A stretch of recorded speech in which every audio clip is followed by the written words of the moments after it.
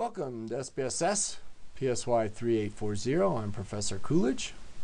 Let's go to our assignments. And we are up to Unit 13. This would have been a giant chapter. So what I did was I stopped and broke it up. The ANOVA two-factor completely randomized design is one thing. We're going to learn how to design and analyze that and conduct a two-factor ANOVA, completely randomized design. But now we're going to do the post-hoc analysis for Factorial ANOVA. So what's going to happen is, if we have a significant F for gender, there's no need for a post-hoc ANOVA, because if there's only two levels, you know these two means are signally different if the gender F value is significant. However, for a main effect with more than two levels, and we had young people, middle-aged people, and older people. Now there's going to be three means for this main effect, and we do need a post-hoc test. The interaction is going to be 2 by 3, so that means we're going to have 6 different means. That would be the male young group, male middle-aged group, male older group, female young group, female middle-aged group, and female older group. If that interaction is significant, we're going to have to do a post-hoc test also. This is our dependent variable, the thing that we're measuring, where the higher scores are bad scores. The problem is with SPSS is that you can order a post-hoc ANOVA for any main effect with more than 2 levels, but it won't analyze the interaction, even after 19 versions. So I'm going to show you a way that you can run approximately the same post-hoc ANOVA that would be officially required, and I'll show you how to bypass the limitation of SPSS so that you can still conduct a post-hoc ANOVA on the interaction if the interaction was significant. So let's go into our data and open up our data that we used in the previous chapter in chapter 12, lesson 12. And you'll remember we had gender and age and inattention. Relatively easy to run the two-factor ANOVA, general linear model, univariate. Our inattentions are dependent variable, our 2 fixed factors. Kick over, and we could do them separately, it wouldn't matter. Now here's where we're going to order post-hoc, and we're going to kick over both factors for post-hoc tests, and partially for demonstration purposes. One problem here is it won't run a post-hoc analysis on gender because there's only 2 levels. It will run it on age, but people do a two-factor ANOVA or a factorial ANOVA generally to see if the interaction will be significant or if it isn't significant. But either way, the focus of a two-factor ANOVA is the interaction, and you can see we don't have an option for putting the interaction over. So after 19 versions of SPSS, we can't do a post-hoc analysis on the interaction. We can, but we've got to be tricky about it. So let's hit continue here. Let's go into options, and we'll click over all of these. So this is going to be overall, which is not all that useful, but we'll have overall, we'll do the means for gender, means for age, and the means for the interaction, which will be useful to us eventually. We'll ask for descriptive statistics. Here we could ask for estimates of effect size, but our lesson isn't going to address that. And all these other options like the homogeneity variance test. But since the test is robust, we're going to avoid that just for the moment. We'll hit continue, and now we'll hit OK.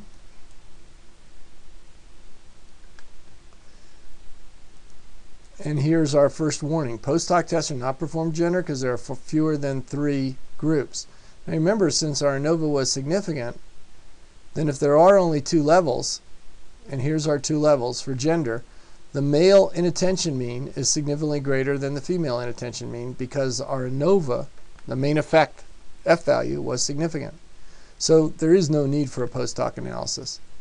Here's our age variable. There were 3 levels there. So remember, the null hypothesis is at least one mean significantly different from one other mean. If we just eyeball it, it sure looks like the young people are more inattentive than middle-aged, and middle-aged are more inattentive than older, but we've got to do a post-hoc analysis to see whether this mean is significantly greater than this mean, or can chance differences account for that difference. So if we go down here into post hoc tests, and remember it says age, but it's only going to do it for, it will do it for the 3 levels of age. It won't do it for the 2 levels of gender. I like this box right here. It's so much easier to interpret. Remember, if they're in the same column, they're not significantly different. So indeed, this 4.87 inattention mean for the middle age is not significantly greater than older. It looks like it mathematically. Remember, don't fall for that. That's why we did a statistical test. It says that these differences, given the standard deviations about them, given the variances about them, are saying can be completely accounted for by chance. So you want to inhibit any desire you have to interpret this as significantly higher. It isn't.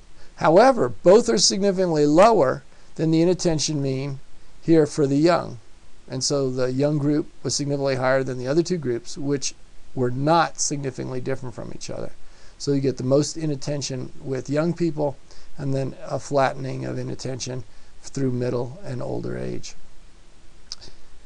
Now, perhaps if we had greater power, more subjects in each of these groups, we would find that this is significantly lower, but at least we might be suffering from a lack of power there.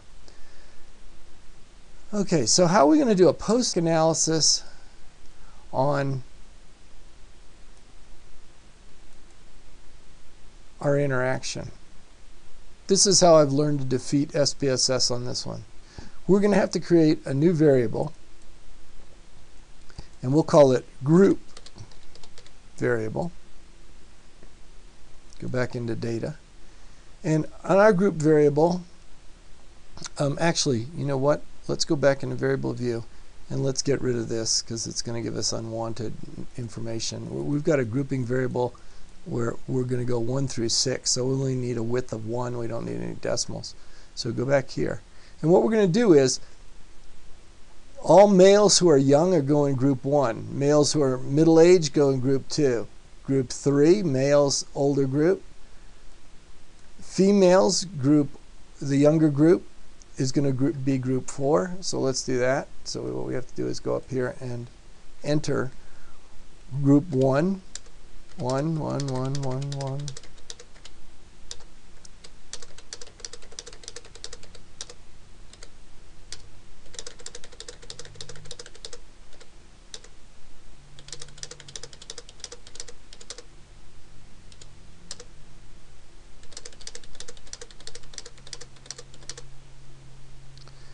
And finally, whoops, for the older females, the oldest group of females, they're in group 6.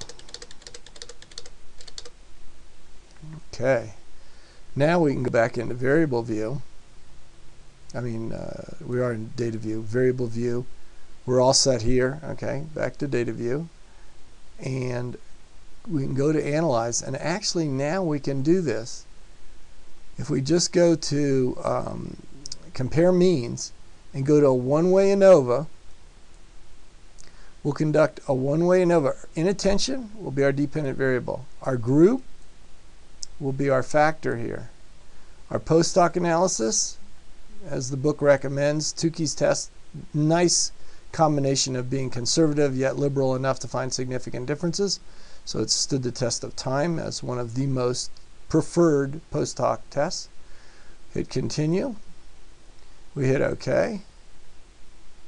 Now remember, our interaction was significant. So this value is not going to be the same as the value that we got in our 2-factor ANOVA. And remember, I'm not a fan of these multiple comparisons. But I'm a real fan of this little box. And so what we see now is that the young males, the youngest group of males, had significantly higher inattention than any of the other groups. So this is a relatively interesting interaction here. Is what caused a significant difference was just the young group of males. All the others are classified as not significantly different. Now it almost borders statistical significance. One of them might be different, but actually chance, given the small numbers in each group, probably we have a lack of power to detect differences. As you can see that this mean is less than half of this mean, but it's still not a great enough difference to exceed chance given the small numbers. So what we have is Remember the female groups are 4, 5, and 6. 4, 5, and 6. So for females, there's no significant change in inattention across the age. 4, 5, and 6. They're all in the same column. However, for males, the youngest group is significantly more inattentive, and then it also plateaus in terms of it drops to at the middle-aged middle-aged males right here too, and then there's no significant difference. This is not another drop because they're in the same column. So it's only from the male pattern was the inattention, significant greater inattention when they're younger. It flattens at middle age to older age. Females, there's no significant change of inattention across their age because that was groups 4, 5, and 6.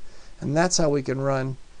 And I've compared the results of this with, by hand doing Tukey's compared to doing it this one, considering a one-factor ANOVA. It's not exactly legitimate, but it's an easy way to defeat SPSS other than doing it by hand. Now, my book in Chapter 13 shows you how you can conduct the test by hand officially for that interaction. But here's a fast way to do it on SPSS. Not exactly equivalent, but it's fair enough. And that's our lesson 13.